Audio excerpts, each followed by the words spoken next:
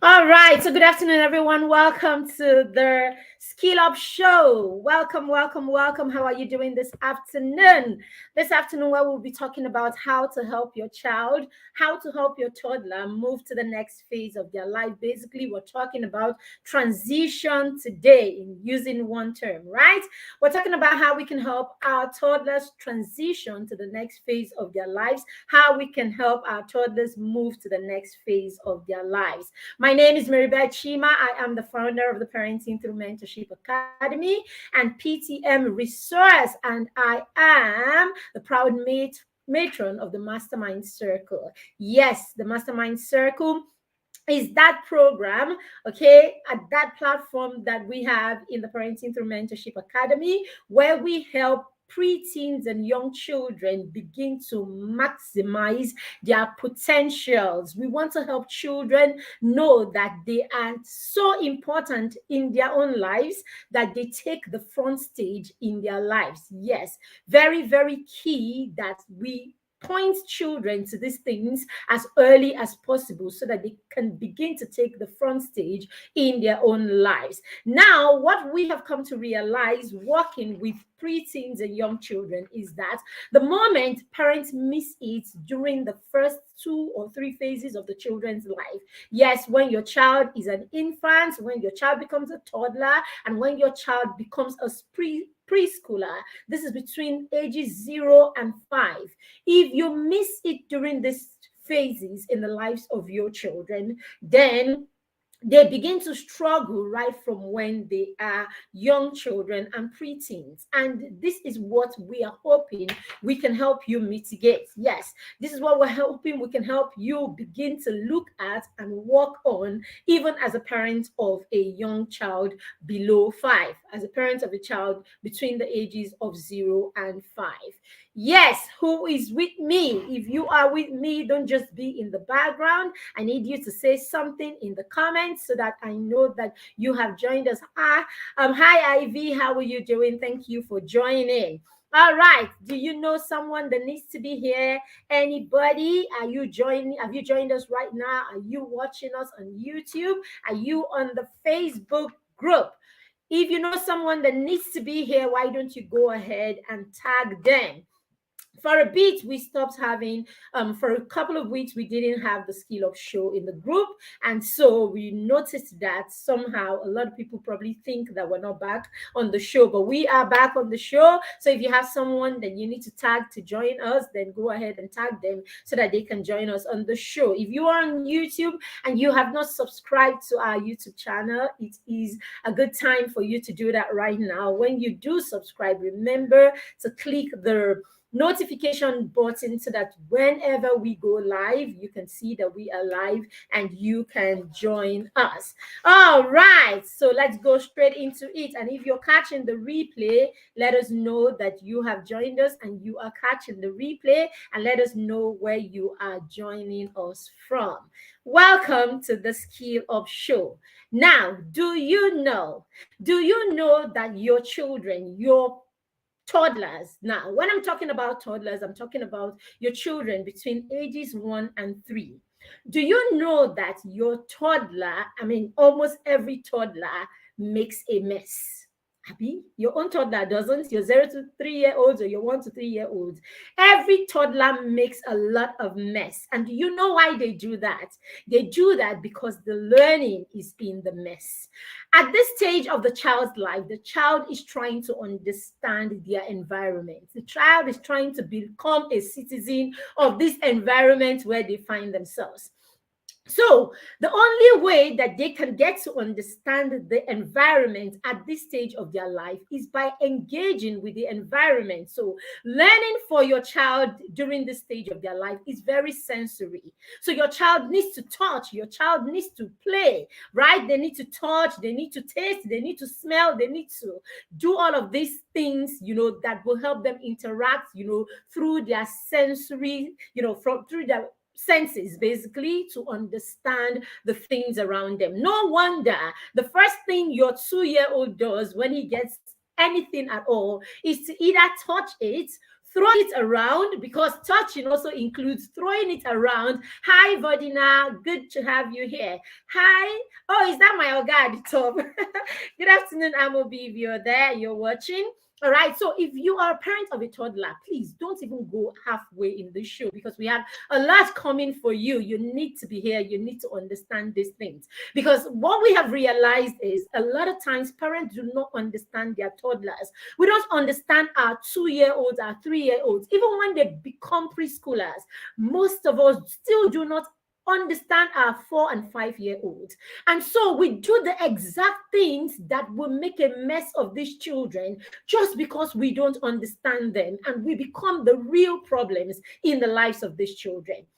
Now, this is the issue. This is the real issue. So that's why if you are raising children under 6, you are raising children under 6, then this particular episode is your episode. And more than this episode, we have more coming for you, and we'll be telling you about this, okay, before the end of the show. So yes, you need to understand that it is in the mess. So when we talk about children touching and using their senses to observe, or using their senses to understand the things in their environment, we are referring to them touching, throwing, catching, jumping, doing anything that they can do to understand the material or whatever it is that they are interacting with per time. So yes, your toddlers, your 0 to 3-year-olds, even your preschoolers will throw things around. They will take your remote control and they will try to fidget with your remote control. What you see as a parent who doesn't understand this is a child who is being destructive, when in real sense that is a child who is trying to be curious. That is your little Einstein emerging. That is your little Thomas Edison emerging. That is your little Michelangelo emerging. That is all of these great people. This is how they were. This is what they did. This is how they became great people, or the great people that they became. People who transformed the world and made a difference in the world. It was because they took their time to understand their environment, and so they knew how to solve the problems in that environment. And understanding the environment begins right from when they are as little as possible. Hi, Chidima, how are you doing? Chinemere Miracle, thank you for joining. Thank you, everyone, for joining. If you're here, please don't just stay. We like this to be interactive, so interact with us in the comment section so that we can use whatever it is you're saying in the comments would actually direct our thoughts and direct some of the things that we will be handling here in this session. All right. So do you know that learning is in the mess? I already said that. Okay. As a toddler, all right, your toddler who hasn't been taught how to fix their messes will not be able to fix their mess. Okay. So yes, the child wants to understand his environment, so he's going to fiddle with things around the environment. He's going to throw things around in their environment. He's going to turn every single thing in their environment into play, okay? Because play is the language of children, and play is all that they understand. So that thing that means so much to you, okay, that thing that means so much to you, for your child is just a play item. So that's why we say to parents, when you have toddlers around, the best thing to do is to take away the things that you don't want them to fidget in with. Basically, take them away from the reach of your toddler, and then take your time to intentionally teach them about that thing, okay, from not having it around. You can, for instance, you have glasswares in your house, or you have something that is breakable, or something that can be injurious to the child, or something of high value to you. Okay, what you want to do is you want to keep this thing away from the child. Now, at some point, you will see that this thing might catch the child's interest, or you just intentionally want to teach your child about that thing. Now, bring it from wherever it is and help the child experience that thing by talking about it, demonstrating, and then using it as a visual representation, all right, to help the child know, learn, and understand that thing. And then you can now go online and use, or create a pseudo type of that thing, or use a spoiled version of it, okay, or use a picture of it to, teach the child. But basically, what you do not want your child to interact with, then you want to take that thing away from the environment. There was a time that I used to pride myself and say, oh, when the children come, I don't take things away from the environment. We leave things the way they are, and then we stop them from touching those things. But the truth about it is we were doing the children a disservice. Yes, we did that with our first. With our first, we did not take anything away from his environment. We had everything the way our home was. Okay, we left it that way. But what we did was every time the child is trying to go towards that thing, we would just like, oh, no, no, no, don't touch it, don't touch it. And the child never gets to touch those things. So you see, the child continues to be curious about this thing in their environment, but they never get to explore it the way that they should as children who are learning from that environment. So yes, take it away if you don't want the child to interact with it directly, because that thing is harmful, or that thing is, harmful, or the thing is precious, and you don't want the child to probably, in the bid to learn about that thing, destroy the thing. And then you want to create opportunity to teach or to help the child experience that thing firsthand through your support, if you know what I'm talking about. If you are here and you are following and you are with me, please let me see you in the comments. Let me see that you are following. Let me know that we are on point. If you're catching the replay, also let us know that you are following and you are understanding what I am talking about. Eventually, your children will have to learn, okay, or right from, why am I saying eventually? Right from when your children are little, you want to start helping them understand how to clear up after themselves. So yes, you have allowed your children to interact with whatever it is that is in your environment. You have created an environment that has attracted, or that has invited your child to play. That is one part of learning. You have taught the child, or you have created an environment and you have invited the child to learn. Now, the second part of it is you want to also teach your child how to clear their own messes. In life, that is what it is. We clear up after ourselves. So what you want to do as a toddler parent or a parent of a preschooler is you want to help your child see the world the way the world truly is. There is no child's world and adult world. So what you want to do is you want to introduce your child in many ways. You want to model to your child how to navigate whatever environment or whatever space they find themselves. So yes, after you have allowed your child the freedom to play and to interact with their environment, which is very, very important, okay, that your child has freedom in that environment and the child is allowed to interact with that environment in the most natural way. The next thing you want to do is you want to teach the child how to tidy up. You want to teach the child how to clear up, because order is a thing even in learning. Okay, order is a thing even in learning. So it's very important that you teach your child this skill. It is a very important life skill that your child learns orderliness, and it is a skill that is learned in the most authentic way in the first 5 years of the child's life. Sadly, this is why a lot of us struggle with order, a lot of us struggle with organization, a lot of us struggle with time management, because our parents did not know that the window period for order is actually in those very first 5 years of our lives. So what we get during the first 5 years of our lives is we see people taking care of everything around us. So the children get to do nothing. People clear up after them. People do everything for them. And so there is no stimulation. There is no learning for the child at this point, where your child is actually supposed to learn order in the most authentic, in the most natural way in their environment. That's because we do not understand this thing. So if we made this mistake and you're a toddler parent today, we don't want you to also make the same mistake that we made. That's why we're saying to you, as your child plays, it's important important that you also teach the child how to replace things where they should be, and that order is a part of the child's learning right from when the child is an infant. It begins with you using whatever it is that you have used for your infant and replacing them when you are done. As they grow into toddlers, you also teach them to clear up. After you have set up and invited the child to play, the child is done playing, you want to say to the child, all right, sweetie, you're done now. We need to clear up. Clean up. Everybody do your share.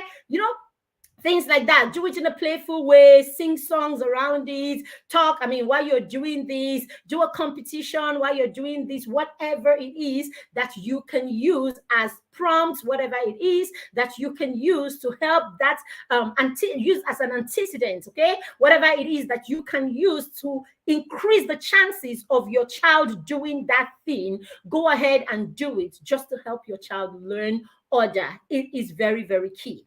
If your child does not learn order, and if you are not intentional about order, then the child doesn't get to do these things, and that's where the trouble begins. That's when the shouting, the screaming, the beating, that's where it starts from. So if we look at it deeply, we will see that we are actually the orchestrators of the fact that our children are not do not know what to do, or our children are not doing the right thing. Because a lot of times as parents, our parenting is based on assumptions. We just want to believe that because the child exists in this world and he has seen other people doing certain things, the child should do it automatically. But it doesn't work like that. Okay, whatever it is that you want to see in the child, as a parent, you have to intentionally teach that child to learn or do that thing. Do not ever give a child consequences or punish a child for a skill that you have not taught the child how to do. Let me say that again. Do not punish a child for a skill that you have not taught the child how to do. Okay? We need to learn how to, put ourselves together as parents and teach our children, or present every skill to our children in the way that the child will understand it in the most natural and the most authentic way. I like to use this formula every time. I say that activity plus a sense of satisfaction is equal to motivation. So whatever it is that you are teaching your toddler, whatever it is that you're teaching your preschooler, make sure you do it in a way that brings a sense of satisfaction to the child. Make sure you are doing something that will trigger some amount of dopamine in the child's system, that feel-good hormone, when the child is doing that activity. So that's why if you're a parent of a preteen, or of a toddler, or a parent of an infant, or a parent of a preschooler, then you must be creative. You must be creative, and you must learn to use creative ways when you are teaching your children, or when you're having your children do an activity. So yes, toddler parent, at every point, your head should be like, what's playful? What's playful? What's exciting? What's exciting? Okay? So you cannot be a toddler parent and you're too serious. It's not going to cut it. Okay? You can't be a toddler parent and you're too serious. All right, it's even more fun when daddy is involved in all that playful thing. I tell you, toddlers with playful parents are the real MVPs. They are the real, they are the real toddlers learning at maximum. At maximum point. I promise you. So if you can get your spouse, you can get your the daddy to be, playful with their toddlers. You're doing the child so much good, because you know how it is when men want to be playful, they are really, really playful. All right. So do you know that naturally, I've said that before, do you know that during this phase, nature pulls your child naturally to things like order and many other skills that your child will need for the rest of their lives? We call it sensitive period in the life of the child. I'm always talking about sensitive periods when I'm talking about young children, toddlers and preschoolers, because that is the time in the child's life when nature naturally pulls the child to learn certain skills that will help them navigate the world. Now, if you are able to understand this as a parent, you know this as a parent, and you're able to catch those sensitive periods, what happens is you get to help the child maximize learning at that point. So what we say is you help them create stimulation because you know that something is happening in the life of the child. Let me give an example for us as adults. So let's see.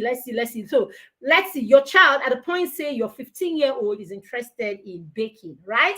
She wants to bake at that point, and you're excited. I mean, you want to catch in on that moment and make sure that, the child gets all the skills that they can get in that area. So what do? You introduce them to how to bake cakes. You want to put in how to make what do you call this, meat pie right there. You want to teach them so many things, or you want to bring many things in at that point. That's probably the period you start looking around for a catering school or something like that, because you want to cash in on that period now that the child is truly interested. It's the same thing that happens during those window periods or sensitive period of the child's life. As a parent, when you know this, because you are knowledgeable, because you understand these things, we're talking about these things and you're here listening about these things, what you want to do is when you go out there and read more about it. Montessori talks about this a lot. Okay, so that's one area that you can look into read, learn and study a bit into it, and then you will find that I've done a class like that.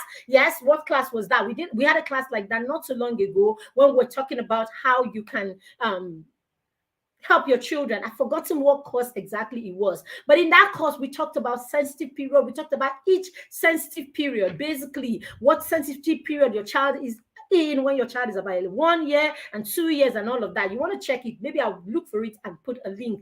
I think it was a paid course. It was a paid course at some point. I can't even remember the title. But basically, there are different sensitive periods. So if you're able to catch that sensitive period, and what do you do at that point? You begin to stimulate the child. You want to increase, experiences in that area for the child. And when you do that, the child learns in the most authentic way. So when you hear people say, oh, children can learn as many as 8 languages before they are 10, what they are saying to you is during this phase of the child's life is the sensitive period where the child is sensitive. The sensitive period for language is optimal at that stage. So if you're able to key in there and get the child to learn those languages. So now get it. During the sensitive period for language, if no one is speaking these languages to the child, if no one is teaching the child about these languages, the child would not be stimulated in these different languages. And so the child may not optimize that sensitive period. So do you understand what I'm saying? So the child could be in the sensitive period for language, the first 8-10 years of their lives, and all you're speaking to the child is English language, as it is with many of us. Our parents didn't know this, so they didn't even key in to teach us our native languages. At that point, you can actually introduce French, bring in a French tutor. You can introduce German, Spanish, and whatever. Okay, Pidgin, you should be speaking Pidgin to your toddlers. It will not mess anything around. It won't mess anything. Yes, at some points, they'll probably, interchange words and all of that. But I promise you, with a few, after a short while, everything will stay in its place and it will balance out. I remember back in the day when I was in the classroom, back in the days, that's what I'm saying these days. Okay, I remember when I was actively in the classroom.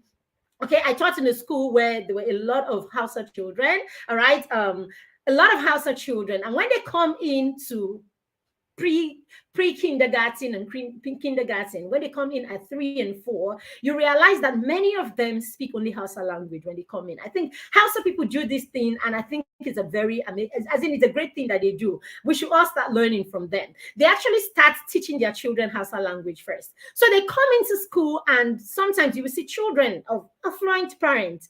They don't really speak English. They understand most of it, but they would actually not respond to you a lot. Now you have the children in your classroom for just 3 weeks or 4 weeks, and they begin to speak English to you. So it means that it's not as if they don't speak English to them or they don't hear English around them.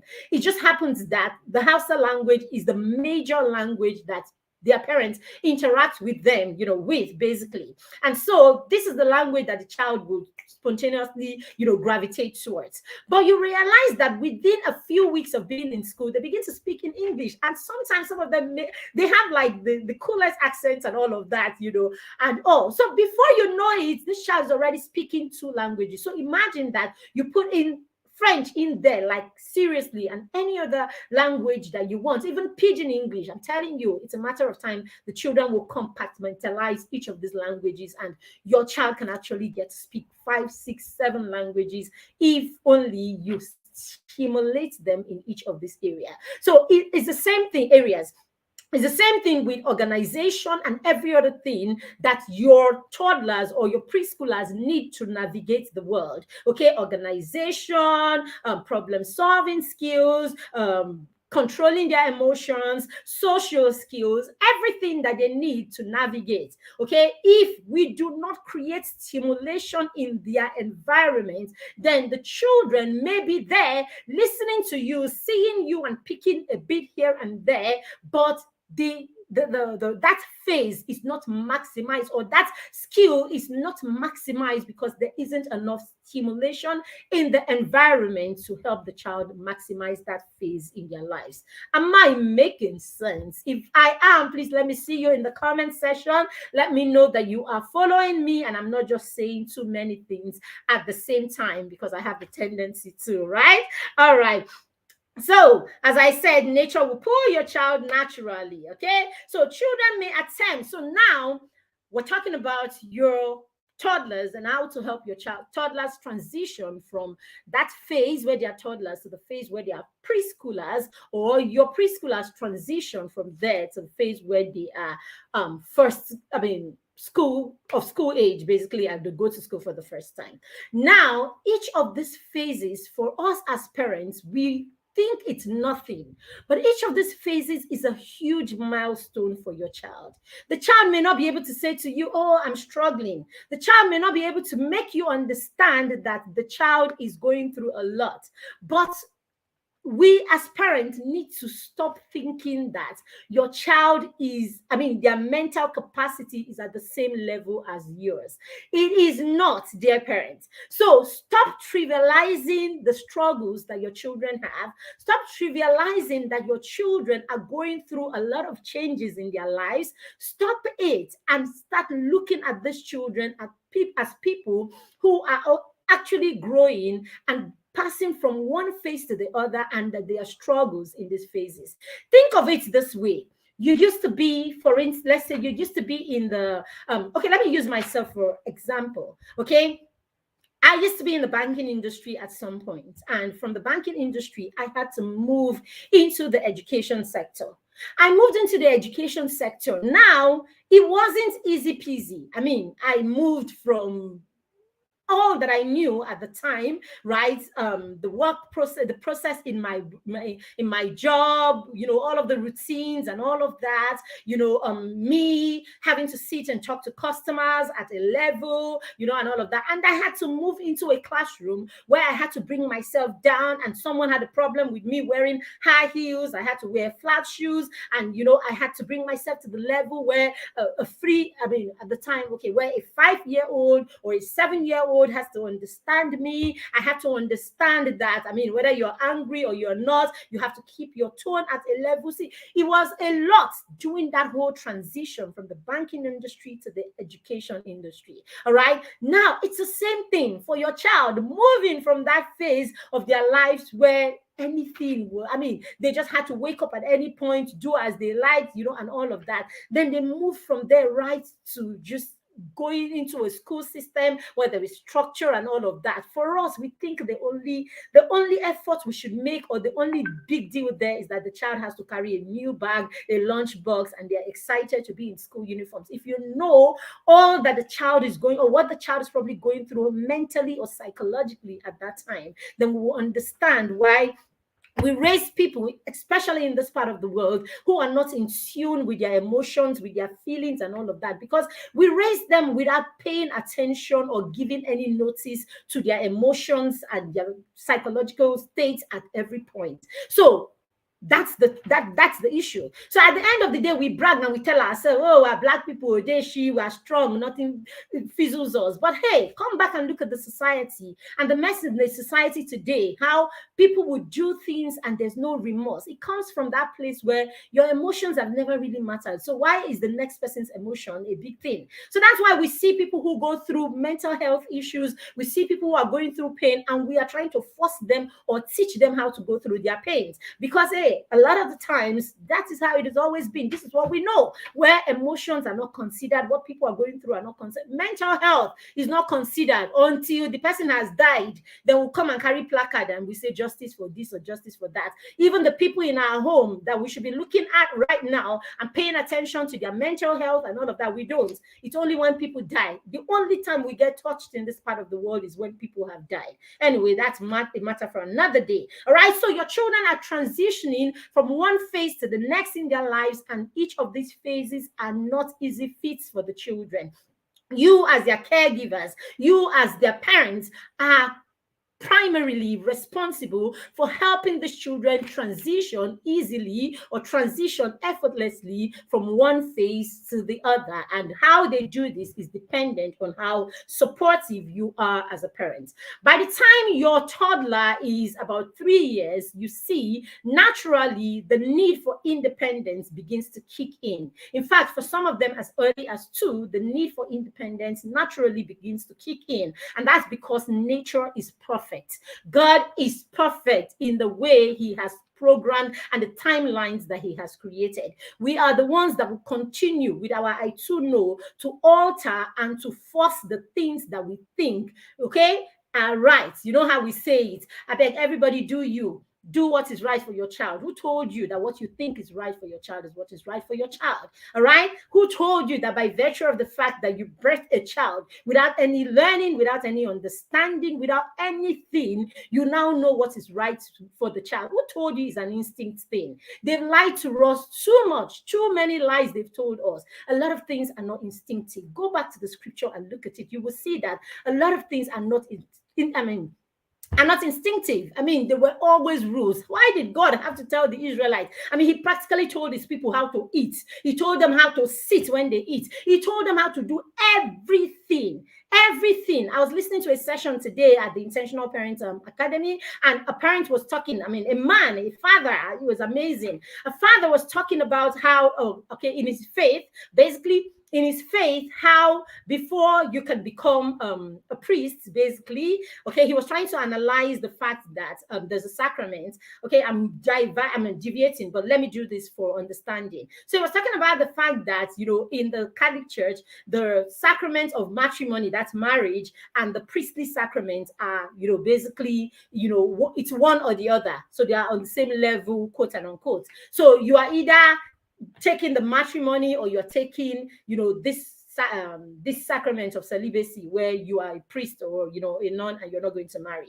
Now, the man said, for you to be this other person now, for you to be the priest, right? The priest, you have to undergo at least 9-10 years of training before you can be a priest.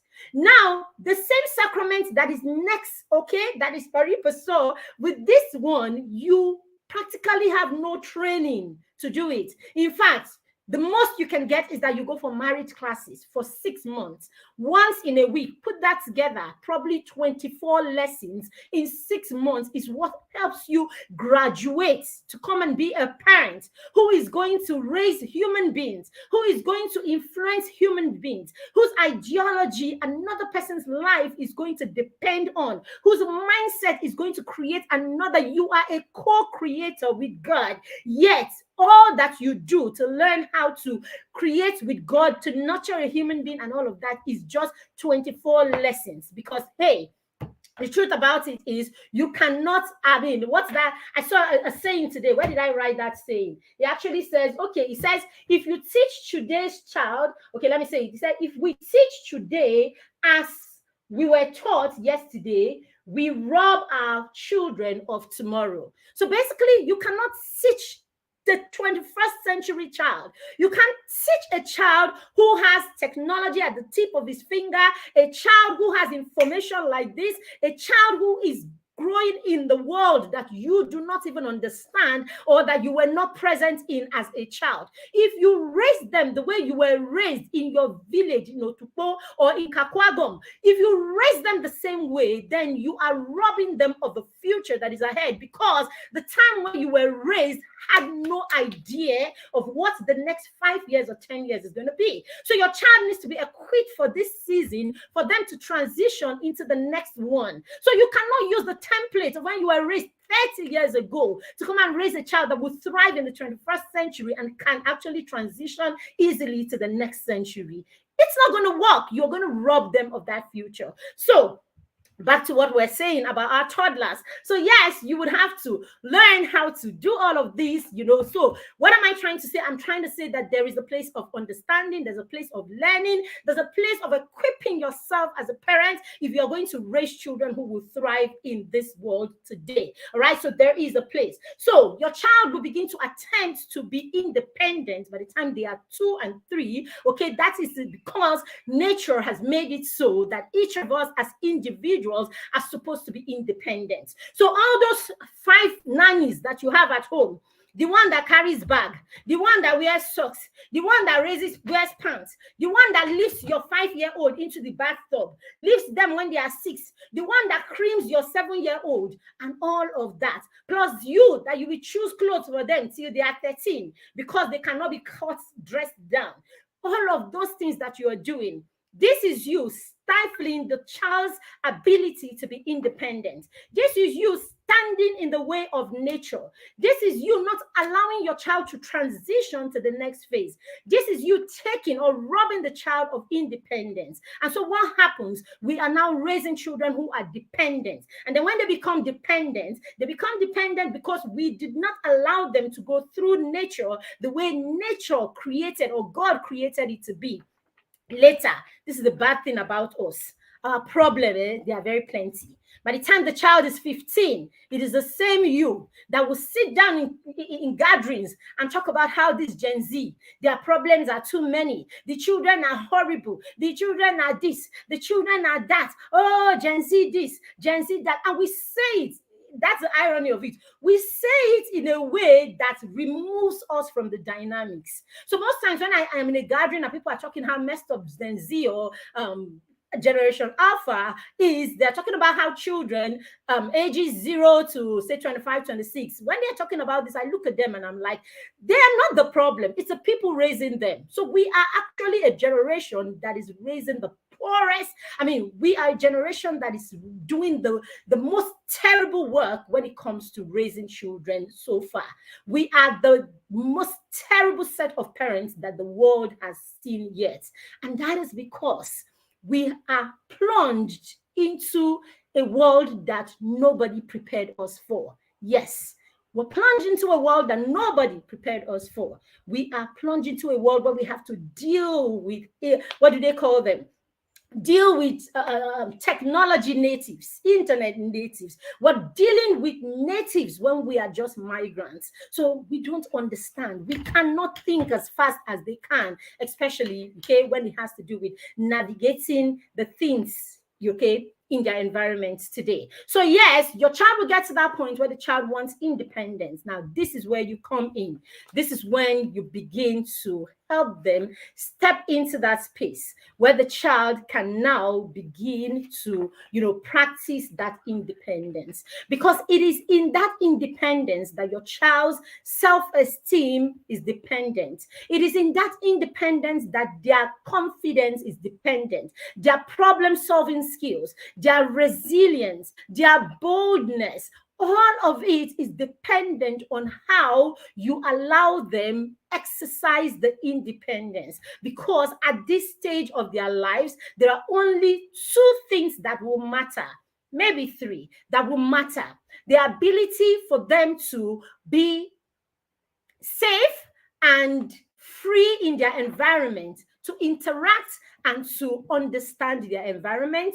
2, their ability to, or the availability of true mentors and models in their environment that will model to them how and why they should do the things that they do. So your child depends, your child's success or your child's ability to thrive in their environment is dependent, one, on how they can interact, learn, and explore and exploit their curiosity in that environment so that they can grow and understand that environment. It is an environment that you understand that you can create solutions for.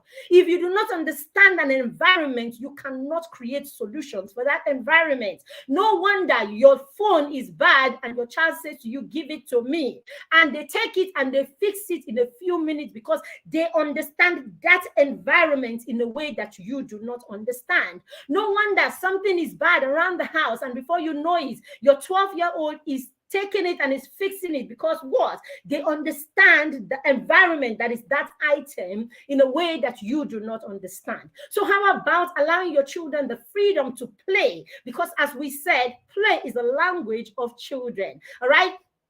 So how about allowing them interact in their environment, play outdoor? How about allowing your children go out there, let them explore? Have you hiked with your children? When was the last time you went for walks with your children? When was the last time you raced around? When was the last time you were playing in the rain? When was the last time you exploited the greens? When did you go for nature walks last with your children? When was the last time you played those board games with your children? When was the last time you actually figured out a puzzle together?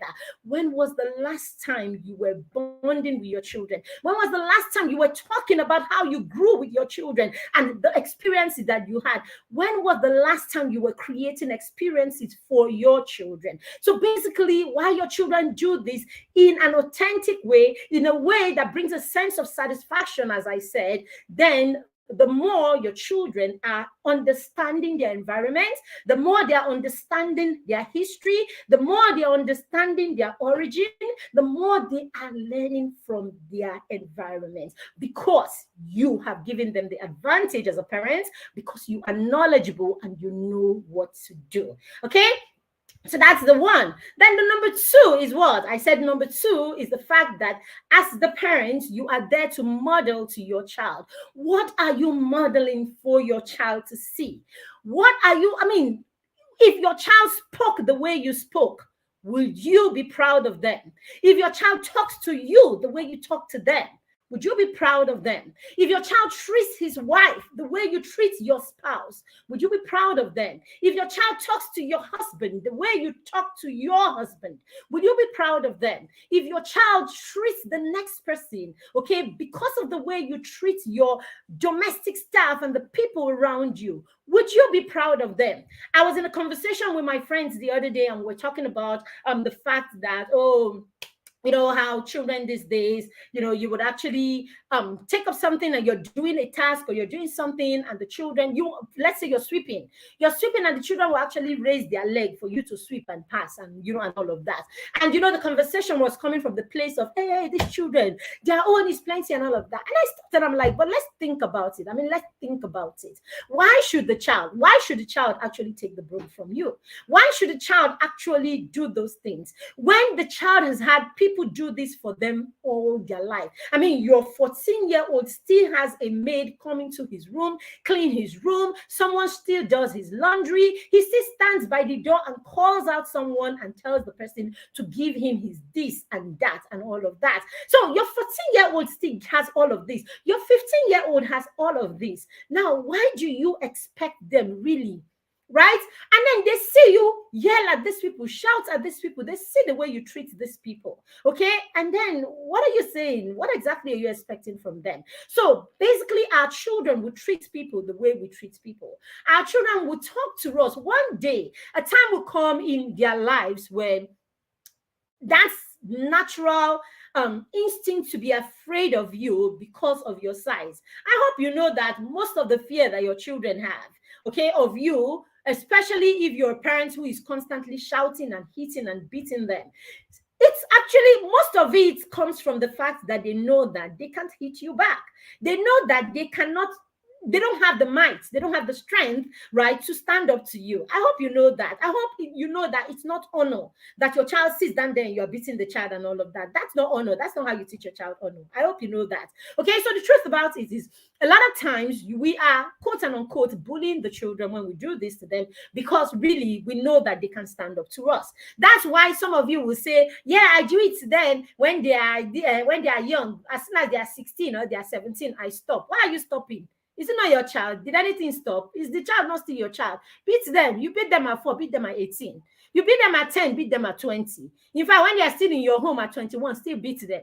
Okay? And see whether at 24, when they leave, they will come back. Okay? And see whether at 24, they will gladly come back. All of that is just foolish. You throw things at them and all of that. You don't know what you're doing to their brain. Because the truth about it is when they leave your home, it is the experiences and the memories that they have from what home used to be that actually brings them back. So when you have that child that is constantly making excuses why they cannot come back, I promise you, go look at the experiences that you created in that home. The experiences that was created in that home is not enough to want the child, to make the child want to come back. That's the truth. The child doesn't even know that is it. But hey, that's what the part of the brain that is responsible for this. That's what it's offering the child every time the child thinks about home. It just tells the child in a casual way, oh, there's really nothing important to go home for. I mean, think about it. What experiences do you have there? It's not, the dialogue is not going on like this. You know how it is. You know, the whole nervous system, it doesn't work like, okay, you talk like this. I mean, the responses do not happen like that now. When you put your hand on fire, all right, Daisy, it's not like you're there and then the message is passing, you know, the message is like in micro, whatever, you know, seconds, right? So it's like instant. So it's the same thing. That interaction that is going on there that causes that your child to hardly want to come home and all of that, it's all of those experiences. That's where it is, okay? And they don't even know that it is happening. Just the way you don't know that a message has been passed to your brain that tells you to to freeze, to fly, to freeze or to, you know, take flight and all of that. All right. So basically that's it. So that's the second one. What are you modeling to your child? What is the child seeing, you know, and all of that? That will determine how your child is able to get into that place where the child can be independent. The third one is doing. Yes, doing.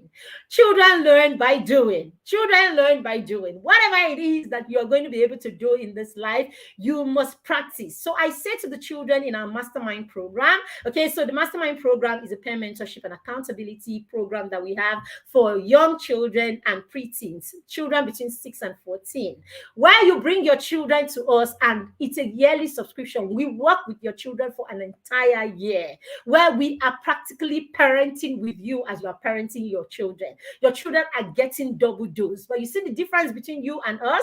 You have that thin line. That's, oh, I am the parent, you know, that thin line that blurs your ability to be objective at all times. Okay, it's there as a parent. But for us, it's not there, because for us, it is a job. And in that job, we get to learn to love your children. We want the best for them and all of that. I'm not saying we become better than you at loving your children. You love your children, or you know, but you see, your emotions come in the way and all of that. But more than that, okay, we create accountability. So it's an accountability system. It's a peer mentorship. So the children are learning from each other. If I tell you what the mastermind is when it comes to these children mentoring themselves. Yesterday, I was in one of the partner meetings. I was at a meeting where the 12 to 14-year-olds, 11 to 14-year-olds were having their meeting. I don't say anything in these meetings. I am just a spectator. I just sit down there. My camera wasn't even on. I had these children, boys. I had these children having conversations, talking about bullying and talking about how to deal with it. I had these children talking about how to make friends, talking about layers of friendship and all of that. It was just surreal. As in, it was something that I was proud of myself and proud of the curriculum that we run in the mastermind circle. That's amazing. Somebody said that the mastermind is the most kept as a secret on this online space. You don't have an idea. As in, you can't even fathom the level of, you know, impact that is going on in that program. All right. So the mastermind program runs from September to September. So right now we're still enrolling for parents who want their children to still join us. You can still join us from now to December, where we stop enrolling till next year. then we start enrollment again. All right. So I was telling the children in the mastermind circle, all right, I was telling them in the mastermind circle that until whatever you know, whatever knowledge you have, until it moves from your head to your hands, that knowledge is not maximized, or that knowledge is not, the circle of that knowledge is not complete. So whatever you have learned, all those A's, everything, all right? We have a bit of network glitch. What's going on YouTube? All right, so whatever it is that your child has learned in school, all the A's, all the A pluses, all the debate, if it is not, if they are not able to they're not able to transform it, or they're not able to apply it to real tangible life situation, then that learning is not complete. The circle of learning is not complete until whatever your child has learned can be used to solve problems in their environment, can be used to make a difference, can be used to impact other people, can be used for them to live an exuberant life that includes impact and being fulfilled. Until that is happening, they can't use it to change anything in their community or to serve their community. It is still book sense, book knowledge. It is still paper, as a matter of fact. Somebody said, okay, I think it was Dr. Monla, that if you take your certificate and remove all the qualifications on your certificate, will you still be tick as a person? If you take out all the certifications from your certificate, wherever you are as a person right now, you don't have a degree anymore, you don't have any of those things, will you still be relevant? Will you still be relevant? So this is what we're teaching the children in the mastermind, to understand that all of this knowledge that we are having are great, amazing, but all of it we will have to learn to convert to tangible things that can benefit us, can benefit our community, and can benefit the people around us. So yes, at some point as a parent, you would have to do that. So yes, in my usual practice, I'm going to give you 5 things that you can do, or 5 ways that you can help your children transition, your toddlers transition from being toddlers to to preschoolers. When your child that is 3 is about to prepare to go to school, before they go to school, what it is that you should have in place, or you should have done with them, or you should be doing with them. All right, for your children who are preschoolers and they want to move into regular schools, okay, what is it that you can do for them? Okay, and why are we doing this? Okay, you already know that our forte is actually working with preteens and young children between 6 and 14. We're doing this because we realize that most of the challenges we have with our children 6 to 14 is that it's because of many gaps that their parents have left, unattended when they are teen and when they are toddlers, and when they're preschoolers. Okay, your child begins to struggle too early in life. Why is your 6-year-old struggling? Why do you have 2, 3 lesson teacher for your child that is only 8? Why are you saying that your child that is 8 cannot learn? Why is your child that is 8 unable to sit down, take an instruction in school, come back, sit down, do their homework on their own, and deliver? Why is your child unable to start a task and finish a task? Why is your 8-year-old unable to tidy their space, or return their bags, or why are they unable to start task and finish task on their own? It's because of all of the gaps, okay, all of the things that we failed to do in the first phase of their lives, 0 to 5, when they were actually in the period where they could have maximized any kind of skill and any kind of learning, at that time. And then the rest of their lives will build on that foundation that we already created. And I promise you, your child will learn the skills, your child math skills. Yes, the skills that your child needs to be amazing in math is actually learned in those first 5 years. So the reason your child is struggling, I don't like my is because they did not learn, during the Windows stage, the concept. They didn't learn, all that they needed to learn in the first 5 years for them to master, math skills and concepts, basically. So that's why you're struggling. So even the struggle that your child has academically is because of the things that happened at home during the first 5 years of their lives. So number one, you want to. So before all of this, I want you as a parent to understand that there are phases. First of all, that's where it's going to begin from. Okay, that you understand that there are phases and that your child is not too young to start pursuing independence. So that's the first thing you need to do. The next thing you want to do is you want to establish routines as early as possible. Right from when the day your child is born, you want to put routines in place. Children thrive when they can predict, their environment, and they can predict the things in their environment. Your child thrives when he knows that breakfast is at 8 o'clock, lunch is at 1 o'clock, dinner is at 7 p.m. or 6 p.m., bedtime is at 8. That child will thrive. The child's brain will develop far better than a child who eats breakfast at 10 today, lunch at 3, dinner at 10, the next day at 7. No, children thrive on being able to predict their environment. So you want to establish routines as early as possible. So establish routines in your home. And the moment your child is beginning to, come close to a next phase in their lives, you want to start adjusting their routines gradually to fit into what it is that they will experience when they move to that phase. So let's say your child is preparing to go to elementary school, or your child is preparing to go to preschool. So now this is your child that usually will wake up at 9 because that's the routine you have in your home. By the way, children need to sleep for a certain amount of hours, and it's very important for their brain development. So now all of a sudden your child is going to start going to school at so and so time. So what you want to do is you want to start adjusting that at home 3-4 months before they resume school. Okay, so you want to adjust that, take some of the times so that the child goes to bed now earlier at night, because you now know that they will have to wake up a bit earlier. You want to do that so that you can help them transition to the next phase of their lives. So you want to establish routines. Number 2, you want to make sure that your communication with your children, especially at this age, is not ambiguous. The communication is very clear. You don't want to give your toddler 3 information, so 3 instructions at the same time. Okay, take the plate and the cup. When you get there, put water and bring the water for me, and then bring the other plate for me too. You are going to confuse the child.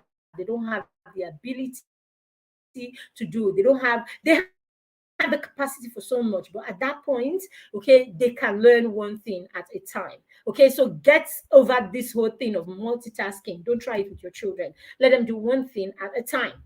So let the child go with the cup, okay, and tell them, when you get there, call out and let me know that you are there, and I'll tell you what else I need you to do. Or, you're teaching the child also how to embrace running errands, and honoring you like that. So it's okay to actually let them take the cup and go, and then come back when you're done. He comes back and says, okay, now I want you to go and get me a bottle of water. As I said, when you are a toddler parent, you want to be creative and you want to turn everything into fun and play. Okay, so that way your child wouldn't even realize, or it won't bother him that you're making him go. Okay, so you can say, okay, I'm going to sing a song. Let's see if you can get back before the end of the song. Twinkle, twinkle, something like that. Okay, I'm going to put the timer. Let's see if you can get back before the timer goes off and all of that. And you see them. Okay, but no, you can't run. You have to take quick steps and all of that, something like that. Be very specific about your instructions, especially if you are dealing with this group of children, toddlers, and then of course your preschoolers. All right. You want to empower your children. Yes, you want to empower their choices. You want to give your child the opportunity to make small decisions of their own. This is you empowering your child. So you want to give your children choices. Okay. Now, when you do this at this level, try to make the choices as minimal as possible. 2, do you want the black shoe or the blue shoe? Would you like to wear the pink dress or the red dress? Give them those options. Okay, when you do that, you make them feel powerful. So that's why when you hand your 2-year-old the remote control to a TV that has 200 options, you're messing with the child. Yes, I said that. You're messing up with the child. You hand them a remote control that has 100 options. you're confusing them. I said a lot of times we're the ones that confuse these children, we're the ones that hinder them and stand in the way of, so many amazing things that these children should be. All right, so you want to give them, empower them by allowing them make choices. I'm not saying when you say, okay, it's dinner, we're eating this today, and then the child, I don't want, there are times you want to give them options. Okay, there is pasta and there is beans. Which one are you going to do? Whichever one you do today, tomorrow you have to do the other. So choose which one is going to be. Okay, and the child will go, okay, I want pasta today and I'm going to do beans tomorrow. Agreed. Do you agree? You have agreed, and that's it. So you have given them the power, right, of making choices like that. Very, very important. We cannot overemphasize modeling. With this group of children, you will have to model to them, use visual, what do you call it? Visual representation, virtual. Use virtual representations. Okay, if you want to show them videos of how to do a thing, you want to use visuals to help them see, how to do a thing, just show them how. Okay, use whatever you can use to reinforce, whatever it is or instruction that you're teaching them, or whatever it is that you're trying to get them to understand. Do everything, create. Art is a powerful way. Art is a powerful way to reinforce. So you want to create, things. Always have cardboard. Up here I have lots of cardboards. You can never come to my house and there are no cardboards, colored pencils, markers, crayons. I always have that. So that's why my children can wake up out of the blue and create you a card. Okay, that's why they can surprise us at different points, birthdays. They can put up something, and create something, because they always have these resources around that they can use. All right, number 4, that would be model. We cannot overemphasize modeling. Okay, so whatever it is, role play. You are going to go to a next phase in their life. They're going to go to school. Role play what school looks like. Okay, role play what school looks like. Role play what the teacher is like. Show them videos of a typical classroom, okay, for their age, and what happens in there. Get them excited about it. Remember the formula. Activity plus a sense of satisfaction is equal to motivation. So motivate them that way, get them excited about the new phase, show them what it's going to look like. Remember, unpredictability is not a child's thing. Stop trying to say, I want to shock them, I want to surprise them. No, just give them heads up. It's very important at this stage of their lives. It's already time, we need to go. All right, so we started at, okay, it's about time. All right, so the last one is seek support. Dear parents, seek support. What we do here is support you, okay, in whatever area of your parenting that you are struggling. Do not raise children with you struggling when you can get help.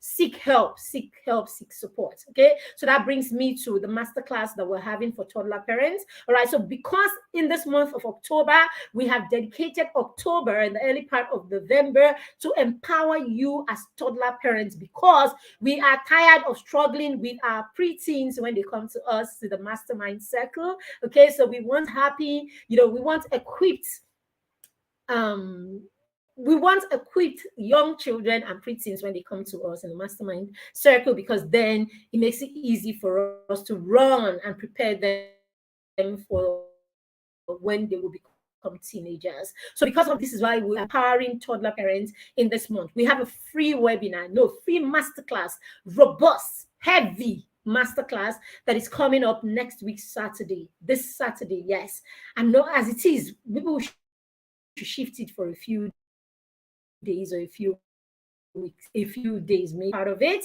At the end of this video, I want you to check the link, okay, and I want you to check the link at the end of this video, okay, or send us a message on just send a message on WhatsApp if you do not see the link, probably on YouTube, but we'll put it on YouTube in the description. Just check the description and you're able to click right there and join the free masterclass. In that masterclass, we will be teaching you all that you need to know, a lot that you need to know about how your toddler works, what's going on in the mind of your toddler, how your toddler works, processes information so that you know what's going with your toddler per time, and that way you're able to support them effectively, and then you can help them maximize every learning that they need, okay, at this phase of their lives. All right, so we also have a big announcement that is coming up today, tomorrow. Okay, so we have some amazing resources that you will need. So just look out, just have your eyes glued on this page. I have some amazing new books that are coming up that will just bless you and bless your children. Tools that you can use on your journey, especially for you, toddler parents. We have an amazing resource for you that will make your journey just amazing. And of course, our preteen parents, we always got our preteens.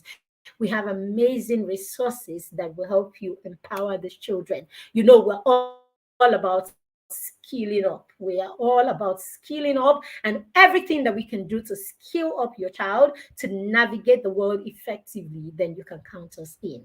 Thank you very much, everyone, for being a part of this session. Thank you for being a part of this stream. If you are here and you stayed to the end, you are the real MVP. Let us know in the comments if you got value from the session. If you caught the replay, let us also know if you got value from the session. You have a friend who is parenting and they need to learn more about their toddlers, their preteens. Because we deal with toddlers, we are constantly doling out stuff around, because we deal with preteens, we are constantly doling out tips and resources for toddlers, because we know that if we get it right during the toddler phase, then our work, if you get it right, then our work with your preteens become easy, so that we can launch them to be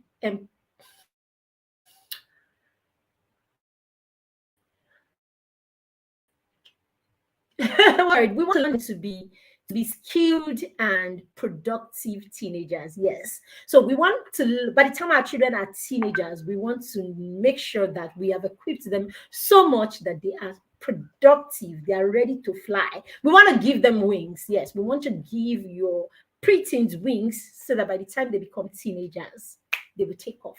That's the goal of what we do here and what we do in the mastermind circle. All right, so that is it. And so we are always excited to be a part of your parenting journey. Follow us on YouTube and subscribe to the YouTube channel, where you can always go back and catch replays of all of the resources that we have. The Facebook group, invite your friends to the Facebook group. Okay, and then you can also follow me on my profile. We're also on Instagram as parenting_through_mentorship. Thank you very much for joining me. My name is Maribeth Shima, and I am the mentor mom, and I'm super excited to be part of your parenting journey. Have a fantastic rest of the day and a blessed week ahead. Bye. Thank you, everyone. Thank you, Chioma. Thank you, Judy. Who else can I see there? Louisa, Ivy, Tobechuku. Thank you, all of you, for being here. Bye.